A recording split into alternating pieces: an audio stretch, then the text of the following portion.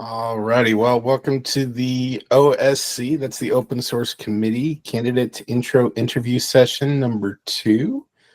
We are still going to give this maybe just another few minutes as we get started, but we do have some of our candidates here as well as a community member. So definitely thank you to all for joining, and feel free to keep it lively if you'd like.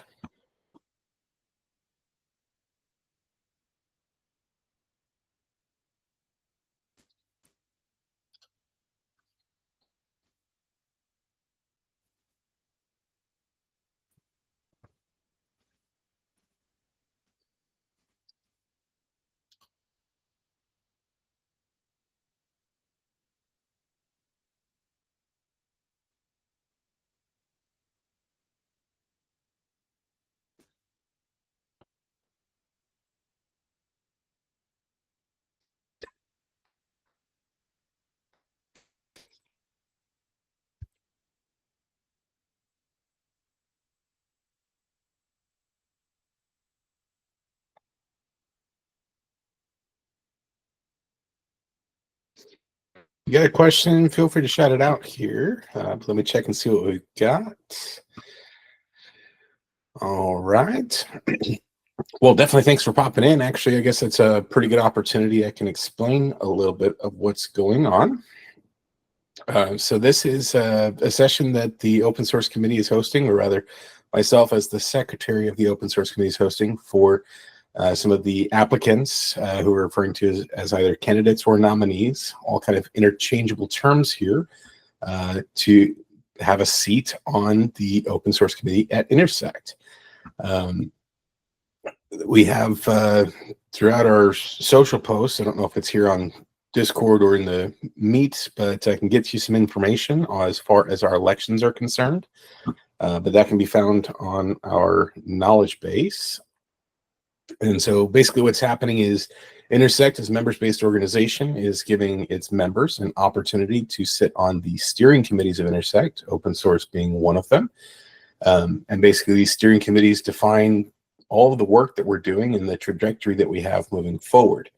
So as I mentioned, we have a number of candidates in here, and in a few minutes, they will briefly go over a little bit more about themselves and what they'd like to do or what their aim is as far as being on the open source committee. So that'll detail maybe a little bit of their experience. And if you have any questions specifically for the candidates, this is your space to come and ask them. And again, this is the second of 5 that the open source committee is hosting. Tomorrow's session is actually going to be an X space. So there's another place to join in case this session either A, doesn't last very long, or B, isn't as informational as you were looking for. But there's much more information, again, on those Git books. Let me try and grab you that link real quick so I'm not leaving you out to dry. So long as you got your membership, you're absolutely encouraged to go ahead and vote.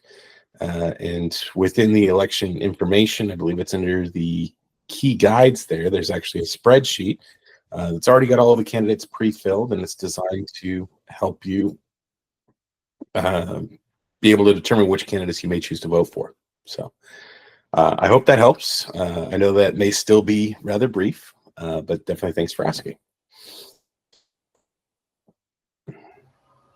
Hey, Terence. Thanks for the brief. Nice to meet you all. Awesome.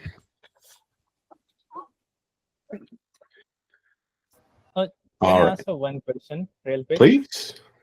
So when we talk about the voting rights, right, is this like available for all the members? Like right now I register on Intersect and I guess I took the free membership. So how that works? I'm completely new here.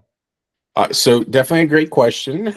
The official details in an extended format are available on the Gitbook site here, but as to not withhold the answer, the voting rights are limited to members that have a paid membership, and the deadline to acquire that paid membership, I believe, was the 27th of September. For those members that are eligible to vote in the current elections that are ongoing. So definitely a great question. And we can Got it. absolutely, yeah. Okay, perfect. We can consider this essentially the official start for this session here. Now that we have a little bit more participation, so Brian, John, Sebastian, definitely want to welcome you all to the pseudo stage, if you will, and tell us some more. I can go first, I guess. Alphabetical works. But yeah, hi everyone. My name is Brian. I'm running for a seat on the open source committee. And yeah, background wise, just a back-end engineer, sort of have been for 15 years or a little bit more maybe, who's counting. Worked across sort of a couple different architectures, monolithic and microservice, and then always sort of had an emphasis on the developer experience. If you've ever worked for Grubhub and use a Linux machine, you're welcome. Also just like big emphasis on the sort of CI/CD system, both at sort of past employers and my current job. And then my current employer is also a pretty heavy contributor to a lot of open source projects. So that's where I've got some familiarity with the governance. We contribute to Apache Foundation projects. So they have a slightly different governance system, but still a very mature project.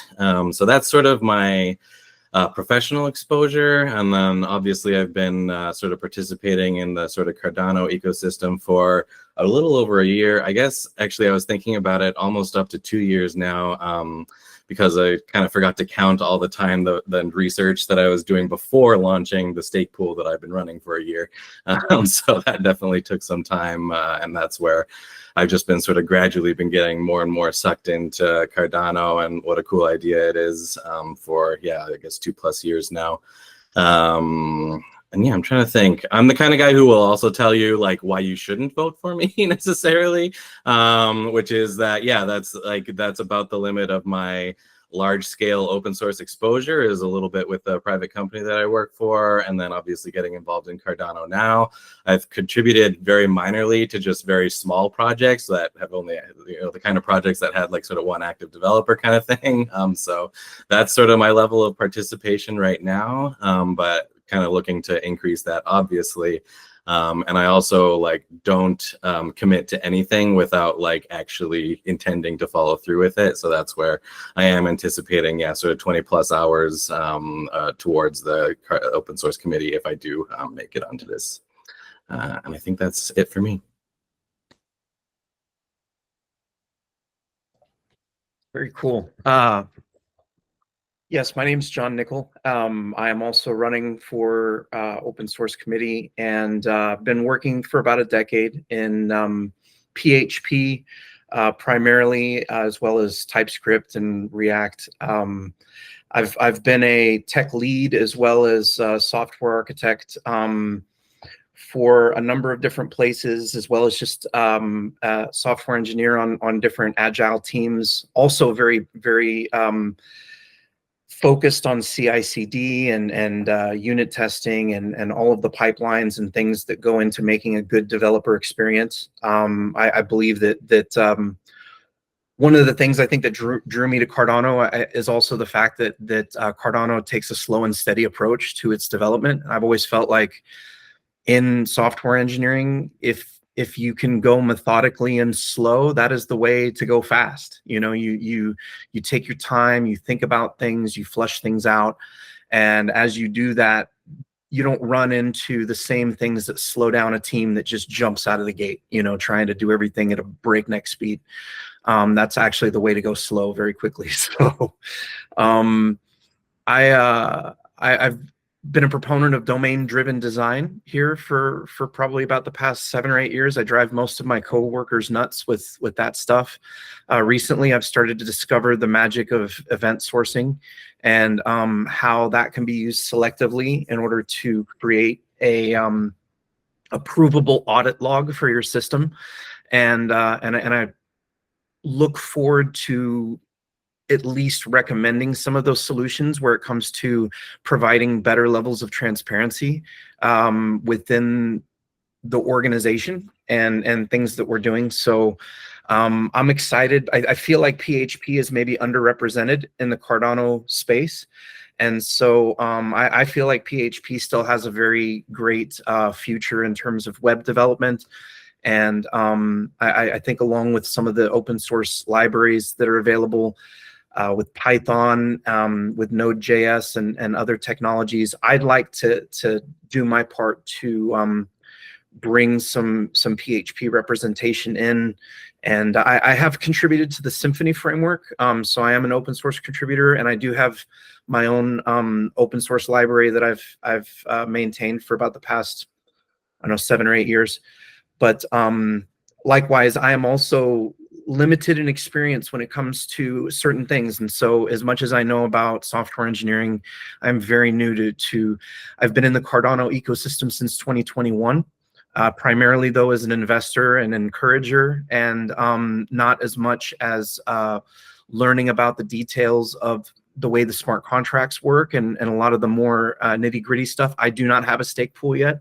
I would love to maybe go down that road at some point in time once I learn more about it. And likewise, I also don't commit to things unless I know I can follow through. And so I will say in 2022, I started a project called the Liberty Project. We have not minted anything. We have a pretty quiet Discord. But I am a founder of 2 projects in the Cardano ecosystem, the Liberty Project and Fightcoin ADA. Fightcoin ADA was actually a rug that I picked up and took over, and I am trying to turn into something that's worthy of that meme fight.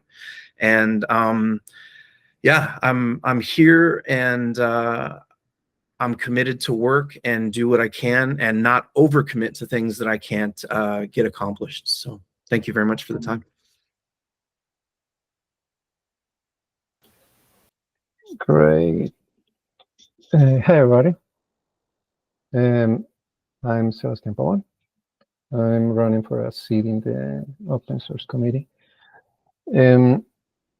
I've been taught the last 3 years. I've been here in Cardano the last 3.5 years, full time, involved in the developer ecosystem specifically.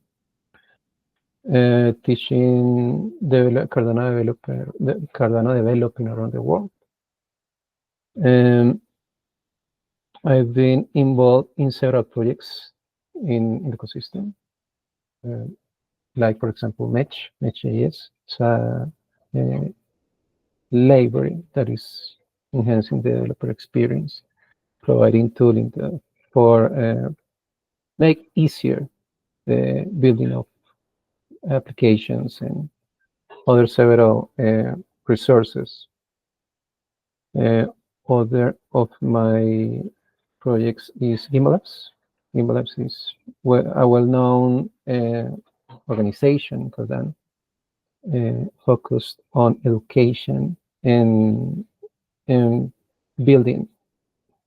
I'm co-founder of currently I'm co-founder of a project in the Cardano ecosystem called Andamio. Andamio is a platform that is focused on facilitate contribution and collaboration in the open source environments, the open source projects.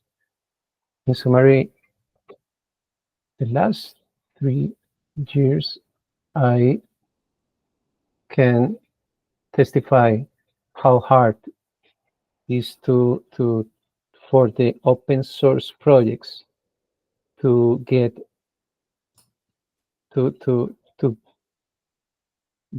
that in a solid way, that component of maintaining and growth.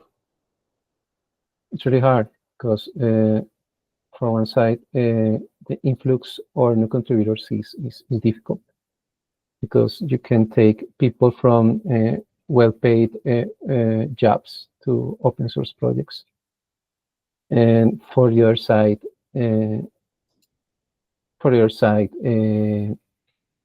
intricacies of a contributor in an open source project is we have several components there, because it's not enough for a contributor in a project or in an open source project to know about the specific technologies. that compose the project. It's also important to know the specific details of the proposal, the purpose of the project, the proposal, excuse me, the project. So, in summary, I think I have a good understanding of what's happening currently, and also you have to take in consideration that this ecosystem is moving day by day in a quick way, in a rapid way. So, a few months ago, the main concern. Sorry Okay. about that. Okay. Was about in the past months, the concern was about NFTs and NFT projects and all of this simple stuff. Today, our concern is about use cases and how we can take the Cardano technology to the real world. So things are moving, and I think it's nice for everybody. So thanks. Appreciate you sharing there, Sebastian. And John or Brian, maybe y'all want to pop back in here since we've had a couple new participants joining in. Maybe we don't have to go through the whole thing. You can be as brief or extended as you want. Yeah, I'm sorry, I missed what the question was, though. Was that just a recap? Is that what we're looking for, or? Yes, yeah, just a brief recap right now. Yeah. Absolutely, yeah. Well, welcome to everyone who's joined, and I'll just say again, my name's John Nickel, and I go by Dunamis on X. I am a software engineer running for the open source committee, and I've been an open source contributor in the PHP community. I currently lead a couple of projects that haven't really minted much in the Liberty Project and Fightcoin ADA. And I would like to see if I can bring what I can to the Cardano ecosystem in terms of tools for PHP to build websites. So that's it for me. Go ahead, Brian. Yeah, my name is Brian, and I've been a back-end engineer for 15 plus years, working across sort of different architectures and tech stacks.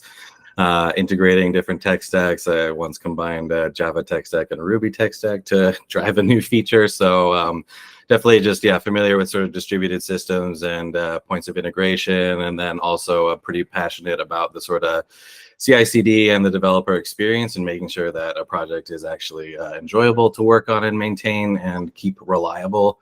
So that's sort of where I'm coming from professionally. And then open source wise, fairly limited in the amount of like direct contribution to large scale open source projects. Familiar with quite a few though, and I've worked for companies that do contribute to Apache Software Foundation projects and whatnot. So familiar at least from the periphery, but this will be my first time sort of hands-on. And yeah, I'll be the first to say that I love to highlight my own weaknesses there, so that's why I'm calling that out. And if every other candidate blows me out of the water, please vote for them, because I just want Cardano to kick butt at the end of the day. So that's me. Thanks so much for the recap. And I know some joined while you were talking there, Sebastian. So if you wanted to pop in for a small section there too, that's acceptable as well. Sure. Hi, Sebastian Pavon here, running for a seat in the open source committee, educator in open source, mainly educator, involved deeply in the Cardano development ecosystem. And I know in a really close way what's happening in the open source ecosystem with the open source projects and the implications, the current implications of what is needed to make the lives of developers better. That's in general terms. Thanks a lot. Appreciate it. All right. I know we have a few community members in here. If you do have a question specific to the candidates for the open source committee, if I might ask that you drop that in the chat box here so that I can propose it to them.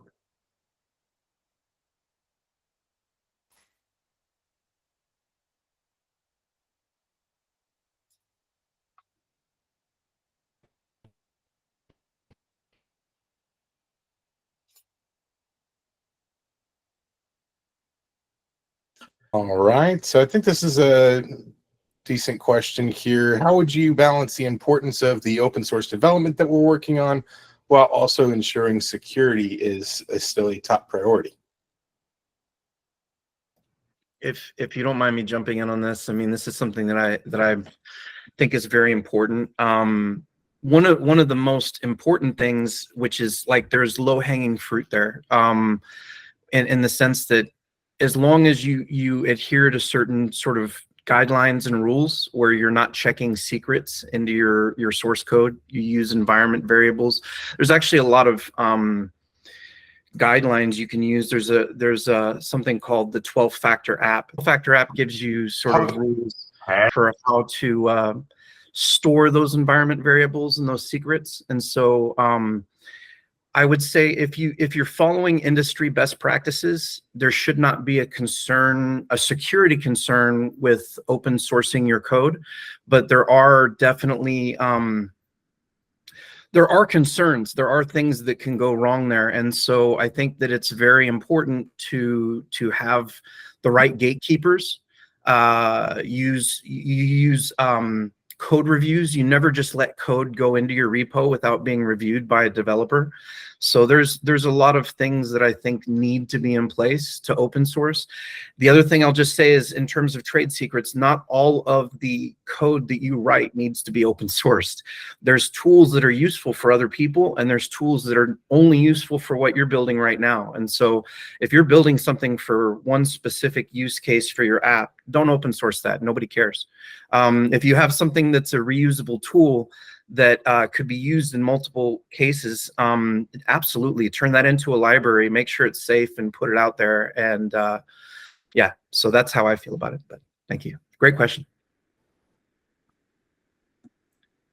I can jump in just very quickly on the same question, but yeah, completely double everything that John mentioned. And then the other sort of security side for me is like kind of also the integrity, obviously, of the Cardano like open source project itself, and making sure that nobody sort of like, there can certainly be bad actors that can introduce sort of backdoors and sort of that sort of situation as well.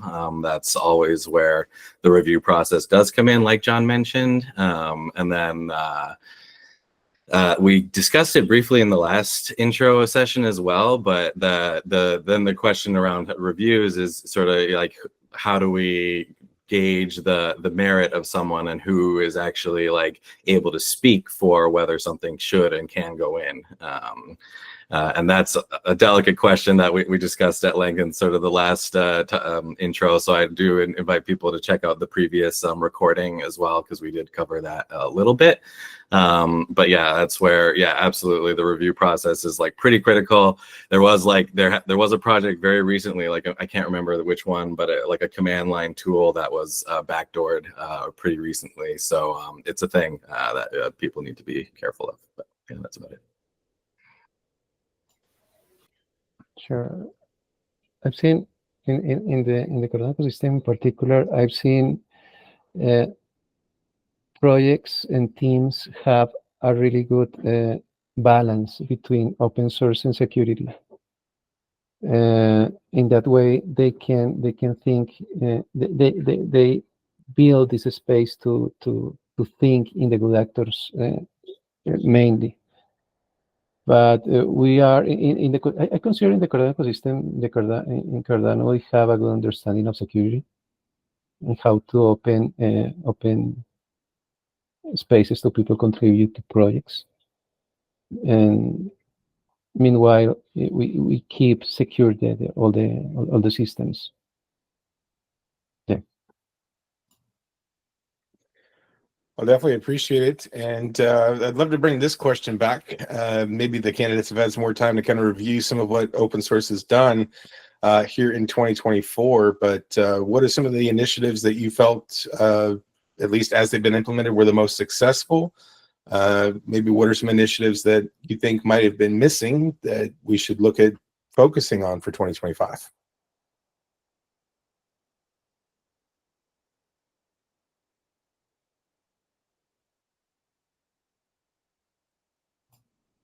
If I can be the first to say that I'm not very familiar with what's what's been done so far in 2024. So I will need to get to catch up.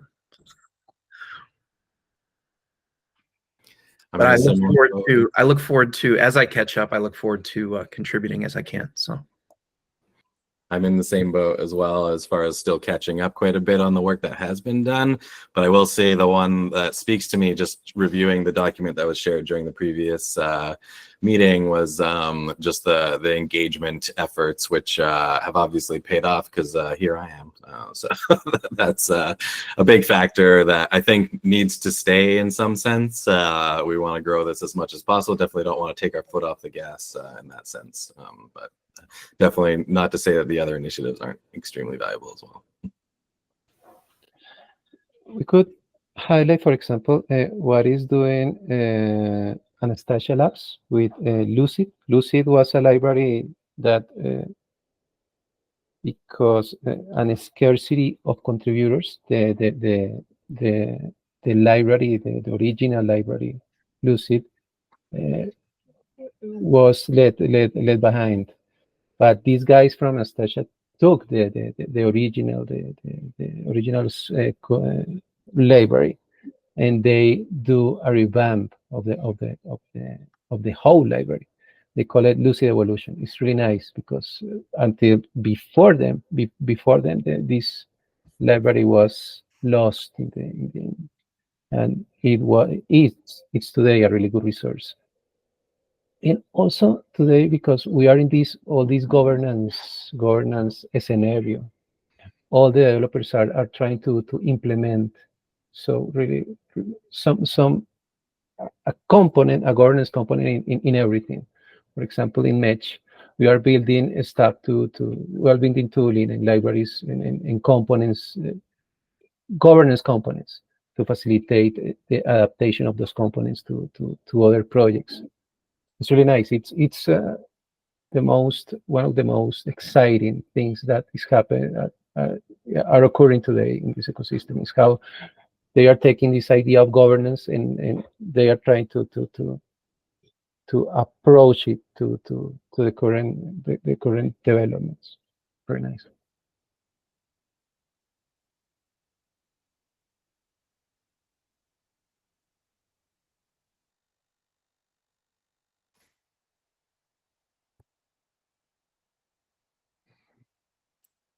I think that question may be a little bit technical there. The reason why is that the candidates here, or whoever's sitting on the committee, is primarily going to be steering the policies that are created. I think that that question may be more specific to some of the technical steering candidates.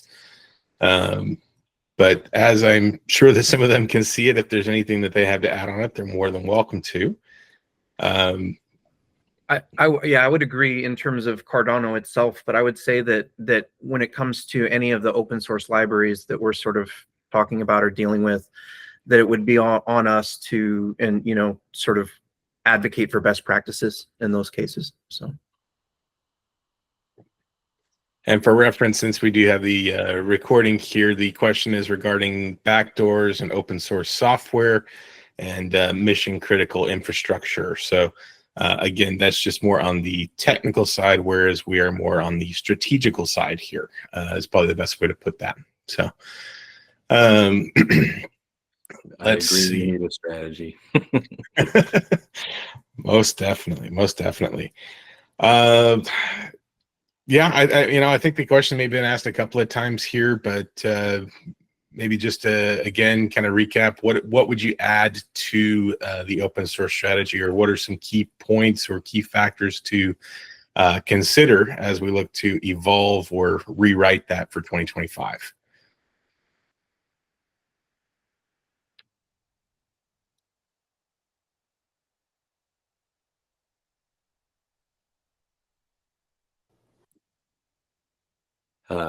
I can speak very quickly, at least as far as, I'd love to do a little bit more review of what has been done and whatnot. But I will say, just speaking from my sort of passion as a sort of CI/CD person, that is sort of in my crosshairs as something that I want to make sure is like sort of as high quality as it can be, because that then dictates the quality of everything that depends on it. And that's where a lot of my expertise is sort of focused as well. So that's just like to say that CI/CD and like in some sense is as sort of as mature as possible for our project is something that I'd love to see. I hate to just echo exactly what Brian's saying, but like that makes a lot of sense. You know, having good testing, good integration, making sure that it's difficult for bugs or those types of errors to be introduced, I think is the best policy. And so, you know, I think Brian has my vote. So. It's all good. All right. Well, I will give our candidates here again. Today we have Brian, John, and Sebastian. If you'd like to add anything additional, please feel free to do so. Beyond that, I think what we'll do is we will close this session down just a few minutes early, give everyone some time back in the day. But I do want to thank everybody and appreciate everyone for joining. Thank you, guys.